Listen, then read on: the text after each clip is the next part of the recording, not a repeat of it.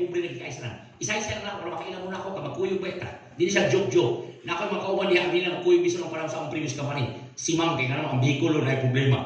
No, ang Bicolo na. Pero, nilayas ko sa mga siya may magsuon niya, ako lagi na ka-eskwila. Kaya pobre lagi kayo, ako lagi na eskwila, nilayas ko sa mga Ma'am, kikawalumang ko niya. Ako magiging ka na, nag-family planting po, nakasiyang yun, no? Bantayan kailan, kinhason. Ikagabi, igahi, tuwara. No, yung lang, mga gibuhaton. Ano mo nakasiyang, yun, ako ang ikawalo. Unya, Ma'am, panagway ni Mang sa produkto ni sa withdrawal. Tanaway mo katapad. Kasi katawa-tawa niya kapasing abortion na. Tanawa daw. Tanawa panagway niya. Ako ma, withdrawal. Kaya nakasiyang mo yan.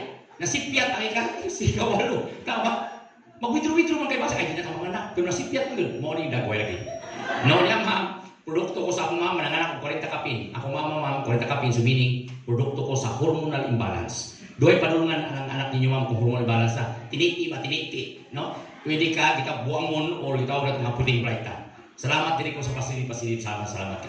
Mao na okay, ito usap ko ka dapat bright ka. Ay, di duel.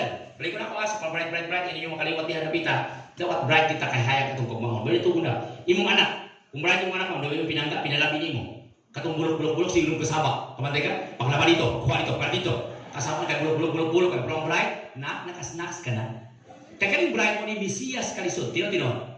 Mesias, manluluwas ba? Sama ko di mo? Ikaw sa sunod panahon, Mesias ka untas yung pamilya. Kaso lang, naminyo ka na yun. Nasabot mo ka sa brief na gisi-gisiun.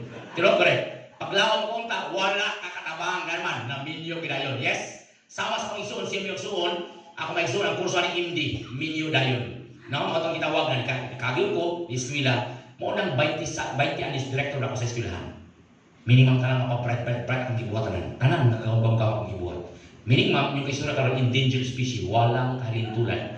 Tinawag siya. Karon, walang paminawa, kaya oportunidad lang ini. Ipamalita ni. Kung mo sa ministry, palihog, tuloy sila. Kaya ministry, upat na kagitaw, 5 ka-aspects na dapat itudlo.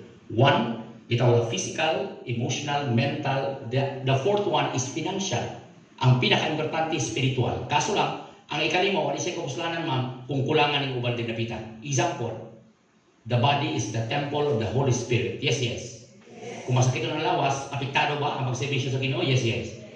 Importante na, walang kailang panglawas, walang yaw yung kaniya. Ikatuwa, ay upat kining pangwarta. Kaya bisag usapan ni mo kabalaan, gutom ka, di yung ka mangikamot ng makasimba ka. Tino. Ikaduha, huwag kayo pamasahe, makaabot ka? Makatights ka? Wala.